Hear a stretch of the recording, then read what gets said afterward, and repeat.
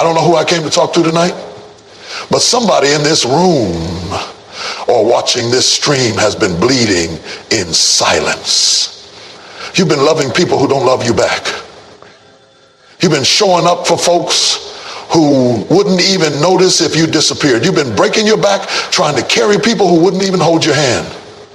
And I came with a word from heaven to tell you, enough is enough. You've been crying over people who were never assigned to your destiny. You've been asking God why they won't change. But the real question is, why are you still holding on? Some of you are so busy trying to keep people in your life who don't even care if you're alive. You're giving VIP access to people who wouldn't even buy a ticket to your growth. But tonight is your turning point. Tonight is your release. And yet you're the one bringing the whole meal. You're showing up for people who don't even clap when you win. And let's be honest, you've been lying to yourself, telling yourself it's loyalty, when really it's fear. You're afraid that if you stop showing up, you'll be forgotten. But let me tell you the truth. If they forget you just because you stop performing, they never remembered you to begin with. See, the enemy doesn't always come dressed in red with horns and a pitchfork. Sometimes the enemy comes dressed as neglect, as silence, as indifference. And if you're not careful, you'll start internalizing that silence like it's your fault. You'll start shrinking yourself to fit into rooms where you were always meant to stand tall. God didn't make you in his image just so you could live like an option in someone else's life. You were fearfully and wonderfully made, not partially, not halfway, wonderfully made. But the enemy wants you to forget that. He wants to convince you that your value is tied to how much people like you or how many people stay. And so you chase, you beg, you explain yourself over and over again to people who are already committed to misunderstanding you. You keep auditioning for roles you already qualify for. And God is saying, why are you still applying for acceptance in rooms I already removed you from? You spend years letting people write on the chalkboard of your identity with their rejection, their inconsistency, their disregard. But I came to tell you tonight, it's time to erase their handwriting. It's time to take the pen back and let God rewrite your worth, because here's the truth. What you tolerate, you teach. If you tolerate being ignored, you teach them to overlook you. If you tolerate being used, you teach them that your soul is dispensable. You keep wondering why your spirit is tired, why you can't pray like you used to, why you wake up in the morning already exhausted. It's because emotional poverty is draining your spiritual account. You've been overdrawn in relationships that are bankrupt. You've been sowing into soil that has no intention of bearing fruit. And I'm here to tell you, it's not noble to stay where you're not valued. It's not loyalty, it's self-abandonment. Let's go deeper. Some of you were raised to believe that love has to hurt to be real. That attention must be earned, that you must prove your worth, even in friendships, even in family. So now you're an adult, still proving, still pleasing, still bending yourself backwards to gain crumbs of affection. But real love doesn't require performance. It doesn't demand that you shrink or silence your soul. Love honors, love sees, love stays, even when applause fades. You've been crying at night over people who sleep just fine. You've been praying for people who don't even think about you. And you're losing sleep over folks who will forget your name if you stop texting. When God says, I see you, I never sleep, I never slumber, and I care. So why are you allowing people who don't even care to define the rhythm of your heart?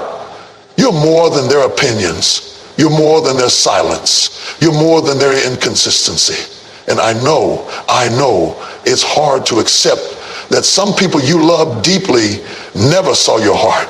It hurts. But Frio is on the other side of truth. And the truth is this: you were not made to be an afterthought. Don't waste another season explaining your value to people who have no spiritual vision. Don't let their blindness become your identity. If they can't see the light in you, it's because they're not aligned with the God who made you. But when you finally see yourself through God's eyes, you'll stop chasing people and start chasing purpose. So I dare you.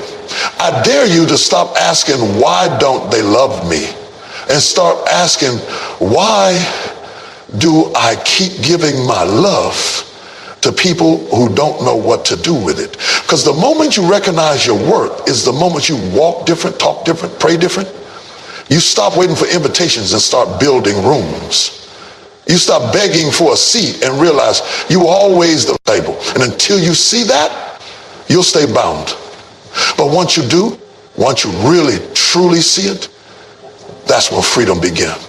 There comes a time in your life when you have to accept the reality that no matter how much love you pour out, some things just won't live again. And I know that sounds hard, maybe even a little harsh, but it's the truth that's going to set somebody free tonight. You can't keep watering what God has already pronounced dead. You can't keep trying to resuscitate relationships that God has already removed his breath from.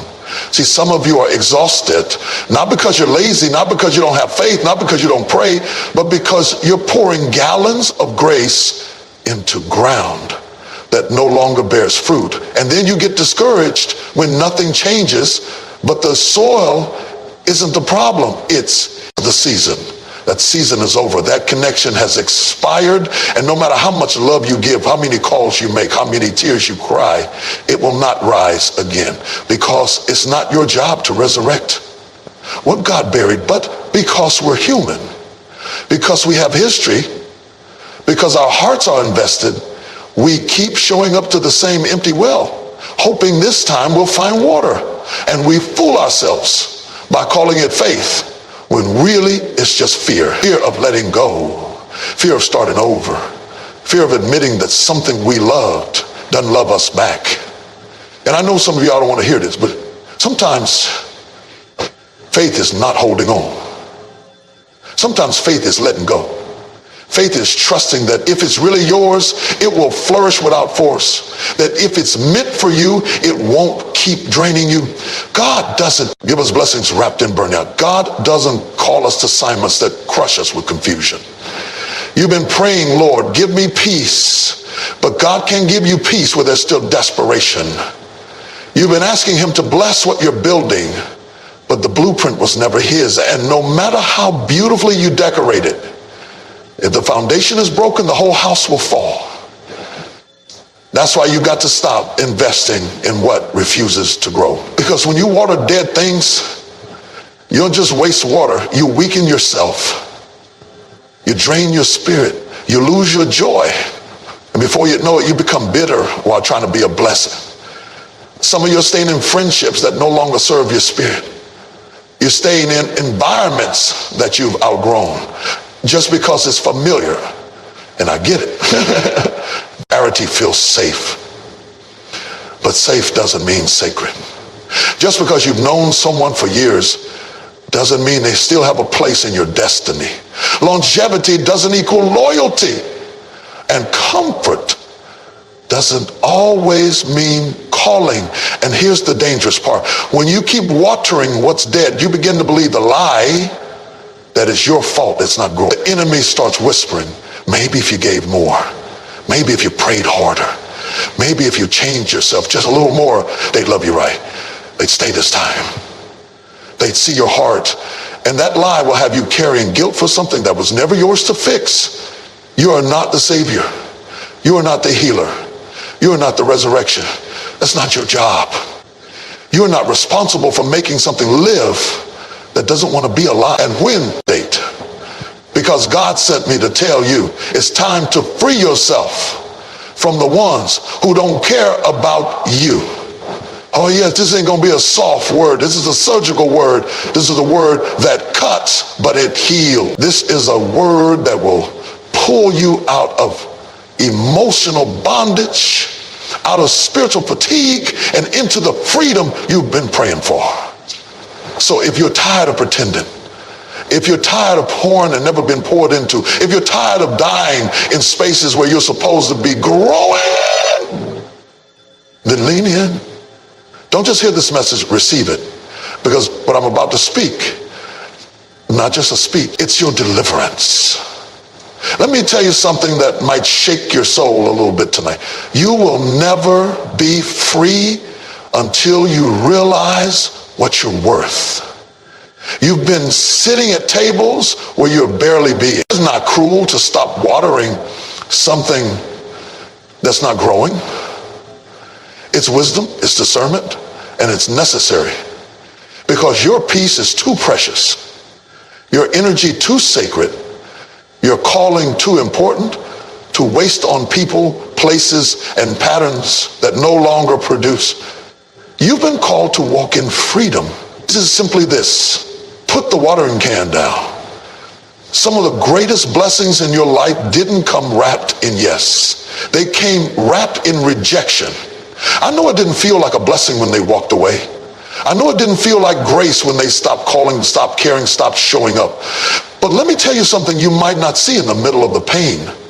Sometimes their rejection is heaven's redirection. You were never meant to stay in every room. You finally accept that when you stop trying to revive what God already let go. That's when healing begins.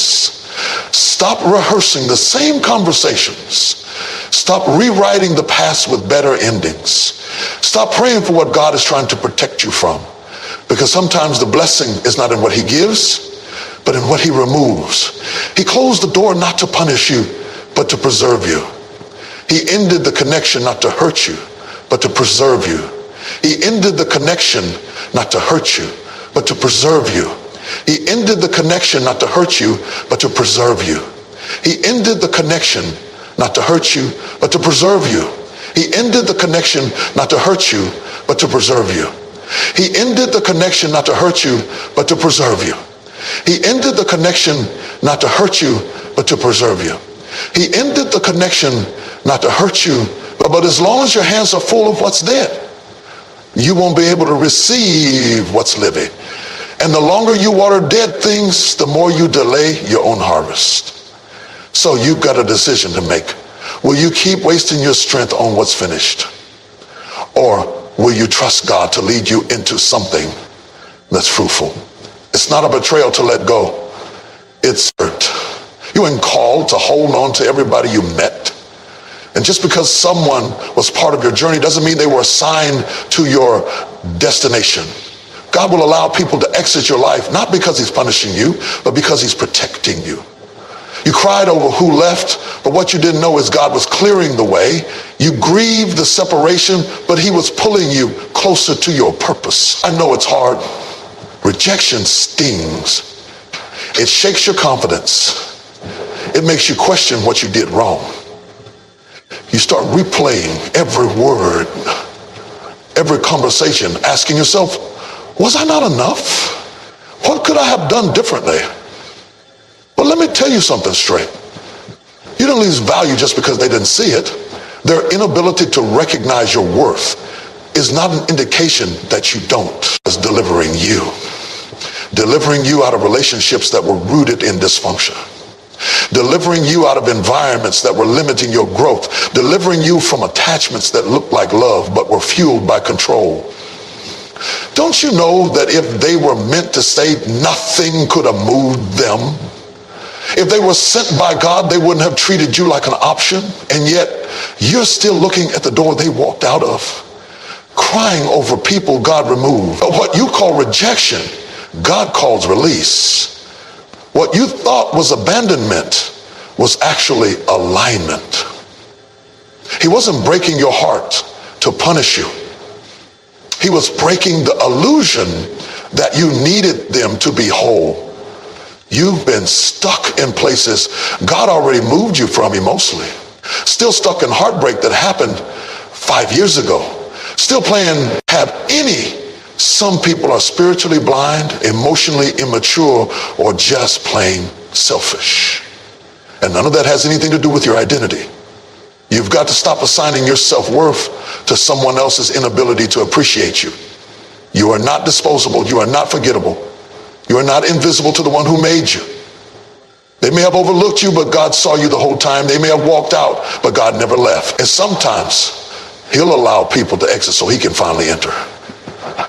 See, we ask God to guide us, to grow us, to elevate us. And then we get upset when he starts removing the people who can't go where we're going.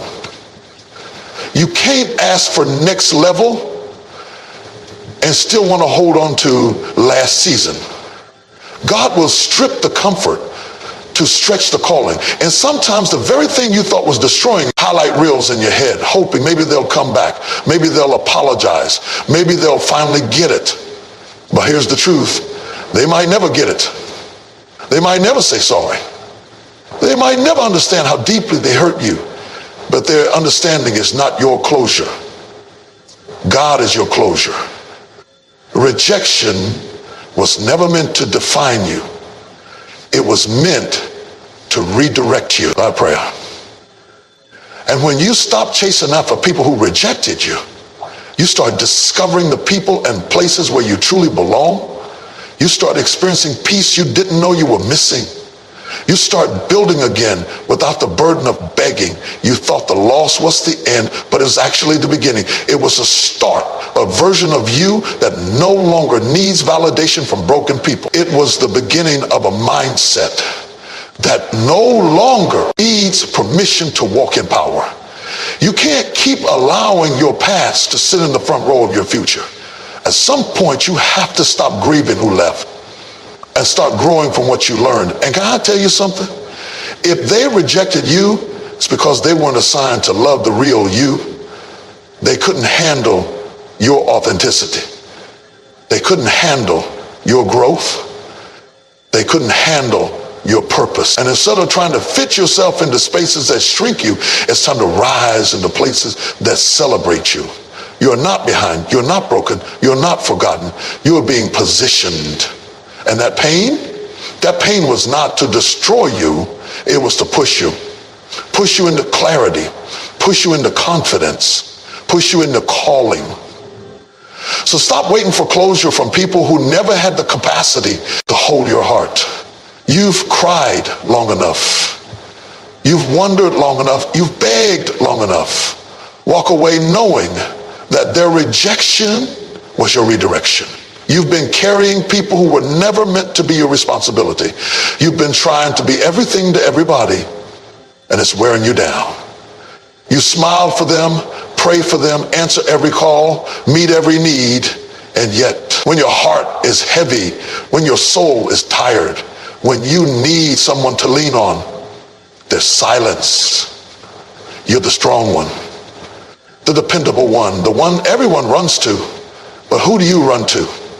You're not tired because you're weak. You're tired because you're overextended.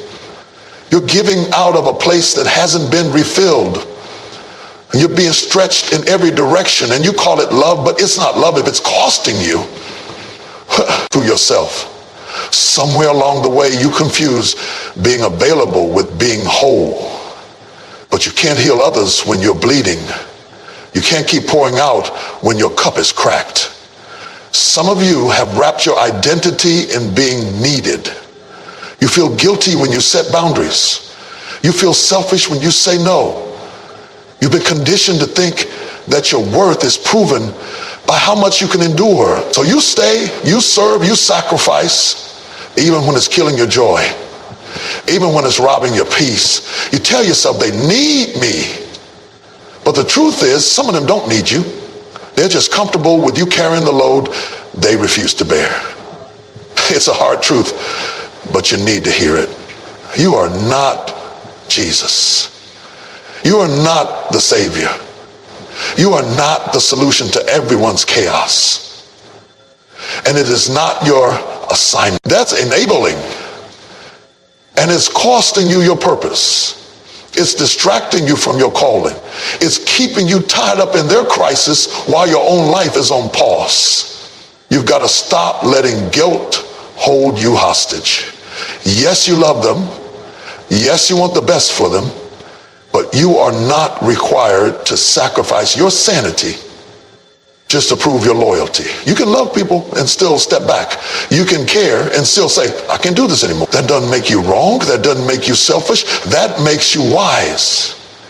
Even Jesus had moments where he stepped away from the crowd. He retreated to rest.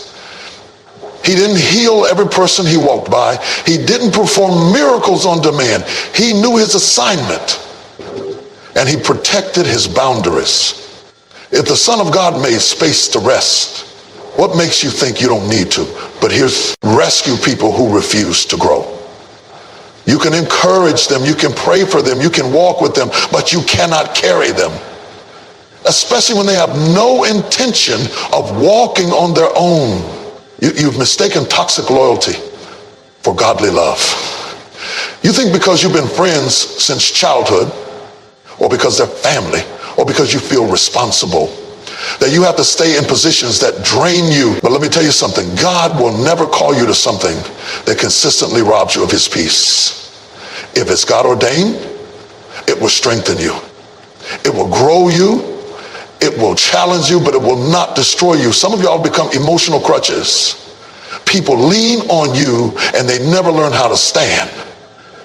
And instead of challenging them to rise, you keep lowering yourself to carry them. That's not love. And if they don't, they were never meant to stay.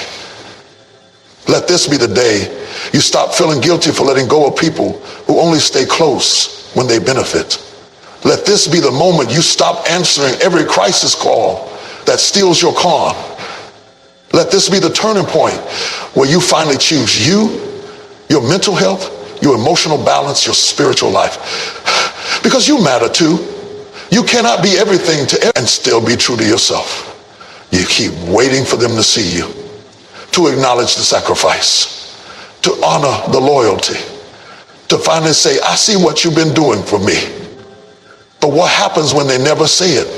What do you do when the people you've loved the most are the ones who treat you like you're invisible? That's the pain nobody talks about. The pain of being present for people who the real issue. Some of you are afraid that if you stop being everything to them, they'll leave. And the truth is, they might, but if your value in their life is only based on what you do for them, then their love was never real to begin with. That was a transaction, not a relationship. Real love doesn't disappear when the giving stops. Real love doesn't punish you for protecting your peace. So what's it going to be? Are you going to keep breaking yourself down to build others up? Are you going to keep showing up empty while pretending to be full? Or are you finally going to realize that you can't be everything to everybody and still be whole for yourself? You don't have to carry everyone. You don't have to explain your boundaries. You don't owe anyone an apology for protecting your peace. If they really care, they'll act like you're not even there. And yet you stay. You keep showing up hoping that maybe this time they'll notice. This time they'll appreciate it. You overextend yourself trying to earn what should have been freely given. Basic human care. You settle for crumbs of attention when you've been serving meals of devotion. But listen, love shouldn't have to be earned through exhaustion. Respect shouldn't come only after you've bled. And yet, some of you are performing in relationships, bending yourself into unnatural shapes just to be tolerated. You were never made to live like that. You think that if you just love harder, pray harder, stay longer, they'll finally change. But what if they don't? What if the problem isn't your lack of effort, but their lack of capacity? Because some people don't know how to love on your level. They can't give what they've never received. They can't speak life when all they know is silence. And it's not your fault. That's the lie the enemy keeps whispering. It's your fault they act like that. Maybe if you were different. Maybe if you toned it down. Maybe if you needed less. No. You are not too much. You are not the problem. Some of you have been conditioned to survive off emotional scraps. And now when someone gives you the bare minimum, you call it love. When someone checks on you once in a while, you call it support. But you've got to raise your standard. You've got to stop confusing attention with affection. Don't let the drought of your past teach you to settle for less than you deserve. Let's talk truth. You can't make someone value you by devaluing yourself. You can't force someone to care by proving your worth. If they can't see the gift that you are, it's because they're not equipped to handle it. And it hurts. It hurts when the people you thought would be permanent treat you like a placeholder. When the ones you trusted with your heart carry it like it's disposable. That kind of pain leaves a scar. But even scars are proof that healing is happening. You can't keep waiting on people to change who never even asked to be different. Some folks are not going to grow because they don't want to. Some people are not going to love you better because they don't believe they need to.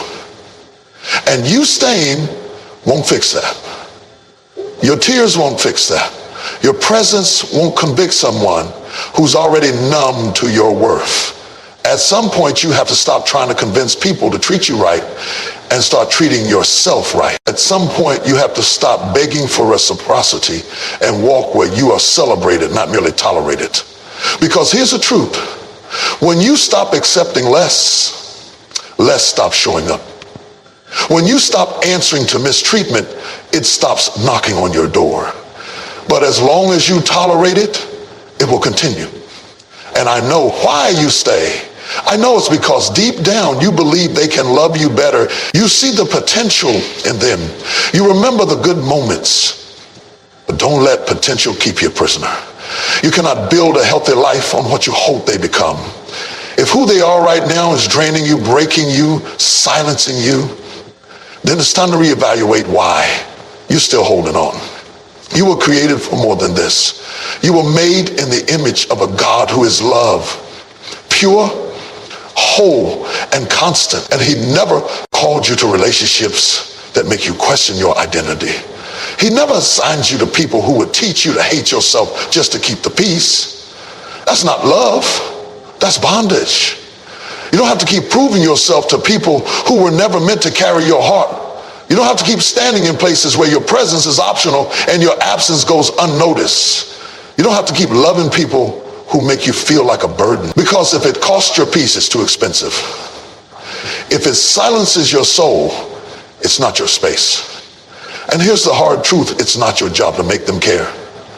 Some people will never show up for you in the way you hoped. And that's not your failure. That's just a sign. It's time to stop showing up where love doesn't live. So, if they don't see you, that's fine. If they don't clap for you, that's fine. If they don't value you, that's fine. But you better start seeing you. You better start clapping for yourself. You better start walking like someone who knows exactly who they are. Because the moment you stop begging them to care is the moment you start truly loving yourself. Some of you are standing at the edge of freedom, but you're still holding the hand of your past, still tethered to people, to patterns, to pain that no longer serves your growth. And God is trying to pull you into healing, into clarity, into peace, but you can't walk forward when your heart is still backward. You can't claim your future while your loyalty is still tied to what broke you. Let me tell you something that might sound simple, but will shake you if you let it. You don't have to stay where you no longer belong. You don't have to keep showing up in rooms that silence your voice, in relationships that dismiss your value, in spaces that suffocate your spirit. Just because you were there yesterday doesn't mean you have to be there tomorrow. You're allowed to change. You're allowed to grow. You're allowed to walk away. But that takes courage. That takes honesty. Because it's easier to stay where you've always been. It's easier to stay bound to what you know, even when it hurts, than to face the unknown of healing. Pain can become familiar. Dysfunction can become home. And that's why some of you stay, not because it's good, but because it's comfortable. But I came to tell you today that comfort is not your calling. God didn't create you to shrink, to settle, to survive on scraps of peace. He called you to live and live abundantly. It feels like you're giving up. But there's a difference between giving up and being released. There's a difference between quitting and finally choosing peace. You You're not weak for walking away. You're not wrong for choosing yourself. You've spent years compromising your own peace to keep toxic things alive. You've exhausted your energy trying to maintain connections that were never mutual. But now, it's the time to break the pattern. That was the moment to say, I'm done being drained. And here's the truth. Freedom doesn't always feel good at first. Sometimes it feels like loneliness. Sometimes it feels like grief, because you're detaching from something that once mattered. You're breaking soul ties. You're unlearning habits. You're shedding versions of yourself that survived in brokenness. But don't confuse temporary discomfort with the wrong decision. Sometimes peace comes wrapped in silence. Sometimes healing sounds like distance. And when you start choosing freedom, don't be surprised when people try to guilt you back into bondage. Don't be surprised when they say you've changed, because you have.